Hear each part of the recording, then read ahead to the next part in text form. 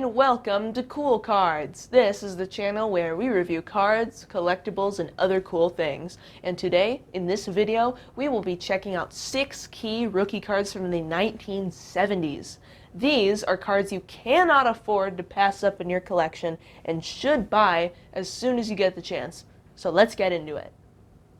First, we have a 1972 Topps number 79 Red Sox rookies with Mike Garman, Cecil Cooper, and Carlton Fisk. This example is graded PSA Excellent 5. Of course, Carlton Fisk is the main star here. He's the Hall of Famer. It's the reason the card's so expensive. I feel like this one looks really good, and problems include centering and print bubbles, as well as wear showing up on this green and yellow area over here. I love that great font on top of this right here for the font. And the red on the back here really helps contrast with this bland cardstock and plain black writing. Interesting fact about this card, it actually also, in addition to Fisk, has Cecil Cooper on it, who is a 5-time All-Star and also had 3 Silver Sluggers, 2 Gold Gloves, a career 298 average, and 241 home runs in his 17-year career that consisted of him playing mostly with the Brewers and Red Sox. So he's pretty good in his own right, which adds even more to this card's value. Another fact about him, about Fisk, is that his home run that won Game 6 of the 1975 World Series was watched by over 1/3 of the entire U.S. population, 66 million people. And the thing is, they lost anyways in the next game to the Reds, who would win that year and the next year as well. He also played in 4 decades, one of only 4 players to ever do that. He played from 1969 to 1993, but only had 2 at-bats in 1969, so he didn't play very long in the 60s.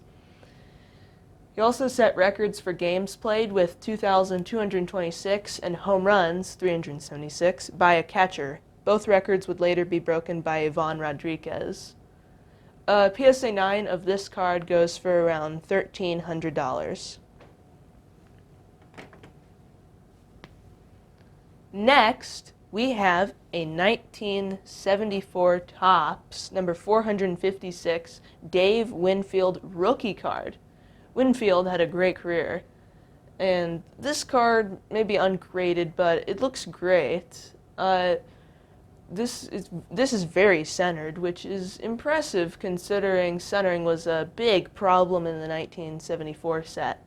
About the 1974 set, this was the first year ever in which Topps made it so that you could buy all 660 cards at the beginning of the year rather than waiting for each series to be released, which is something they still do to this day. Topps Traded also made its debut this year, but wouldn't show up again until 1981. So a fun fact about 1974 Topps, the Padres were supposed to move to Washington State, so Topps made almost all the Padres cards, with the exception of Winfield's and a couple of other Padres, have the Washington National League logo on them. However, at the very last second, the Padres decided to stay in San Diego, and Topps had to make frantic changes to these cards to include the San Diego logo up here. But some errors actually made it into the market, and are actually really valuable. Imagine what a Dave Winfield rookie card error would be like in the hobby. It might even be the #1 card in this list. And another thing about Winfield is that he was the first person ever to be drafted in 3 sports. In the NFL by the Minnesota Vikings, which is really good. He didn't even play college football. By the Atlanta Hawks in the NBA, and the San Diego Padres in the MLB. He chose MLB, which is a good choice. I mean, he's a Hall of Famer. People forget sometimes that he was a San Diego Padres player and remember him as a Yankee mostly. But he didn't get along at all with George Steinbrenner, who was the owner of the Yankees. He got suspended, in fact, for 3 years for paying people $40,000 to try and dig up dirt on Winfield. Things were so bad between them that Winfield actually chose to be a Hall of Famer as a Padre instead of a Yankee, despite Steinbrenner. So because of that, he will forever be in the Hall of Fame as a San Diego Padres player, as he is shown here. Yeah, a PSA 9 of this card goes for, most of the time, $1,400.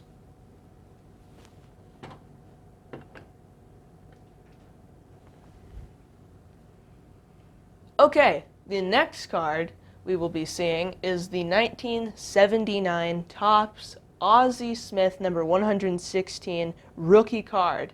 This one is graded a Beckett Near Mint plus 7.5. This card looks really good. The centering's a little off, top to bottom mostly, but it's very good because it's pretty hard to find Ozzy Smith rookie in an 8 condition, and very, very hard in 8.5 or more. Those are extremely valuable. He wasn't the best hitter in his career, but he had 13 gold gloves and records for double plays and assists for, fun fact, not only at shortstop, but of any position in all of MLB. The reason he was so good at backflipping and doing his famous Ozzy flip that everybody remembers him for was because as a kid in his native Alabama, he would practice doing backflips off piles of sawdust with his friends. He really enjoyed that and would do it for ages and hours on end. Those flips he practiced would help him to become one of the most acrobatic defensive players ever in the history of the game. Another interesting fact is that he was also traded to St. Louis for Gary Templeton, who had to leave St. Louis in 1981 for flipping off fans in a game. Yikes. So yeah, in that trade, he would go from the Padres to the Cardinals, where he'd stay for the rest of his career and make a name for himself up until 1996. When graded a PSA 9, it sometimes goes for $2,300.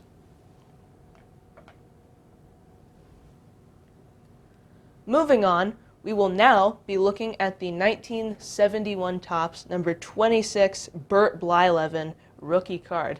Didn't expect this one to be on the list, did you? So, Blyleven is a Hall of Famer. Even though he only had made 2 All-Star teams, he did strike out an incredible 3,701 batters, which is 5th all-time, with 287 wins, which is 27th all-time, and he had 8 seasons where he struck out 200 or more batters. He also won 2 World Series, so he had a pretty accomplished career, and he made the Hall of Fame in 2011. The reason this is on the list, besides these accomplishments, is because it's so valuable. This is because it's from 1971 Topps, which is extremely hard to get in high grade due to these black borders you see here being impossible to get cards without dings on them. So a Hall of Fame rookie card from this year is bound to be expensive. Another fun fact about 1971 Topps is that this was the first year that the pictures were on the back of cards. This would be a thing that you've seen in the Tony Gwynn video with his Fleer card, and still is very rare today. My personal example here is ungraded, but looks very good for 1971 Topps. A graded PSA 9 typically goes for $3,700. That is a lot of money. Now, we shall be looking at the 1973 Topps number 615 Mike Schmidt rookie card. This example is graded a SGC X Near Mint 6. This card looks great, which is impressive considering miscuts were common in 1973, as well as fragile corners and several printing defects, mostly on this back over here. Another thing is that you might notice it says rookie high number up here in the SJC logo. That's because this is in the final set of Topps back up until 1974, so this was the final year actually. Topps would release their cards in sections or sets, and then the high number cards were a lot more valuable because nobody bought those, because they were usually being released after the World Series and football season was starting and Topps was releasing their football cards. They'd actually change it so that in 1974 They would release them in they would release all 660 cards at the beginning of the year, so they didn't have to compete with their own products. But anyways, Schmidt was a great fielder as well as an incredible hitter over here. He had 548 home runs and 10 Gold Gloves. He turned the Phillies from a laughingstock to World Series contenders. He'd helped them win in 1980 and made it again in 1983. Another fun fact about this card is that it has Ron Cey on it, which is weird because he also was on a rookie card, a rookie stars card actually, in 1972. So this isn't his rookie card, despite it being a rookie stars card. Cey was very good too, with 316 home runs for his career and a 6-time All-Star. Between Mike Schmidt and Ron Cey, they have 864 home runs, which is the most home runs of any rookie card in the 1970s or any rookie stars card ever. On average, a PSA 9 goes for $4,700.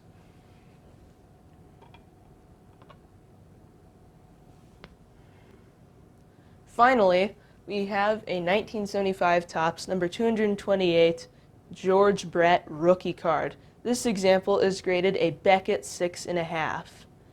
Mr. Royal, as he's called in Kansas City, because he played for the Kansas City Royals, had a successful career with 3,154 career hits, 317 home runs, a 305 average, and 201 stolen bases.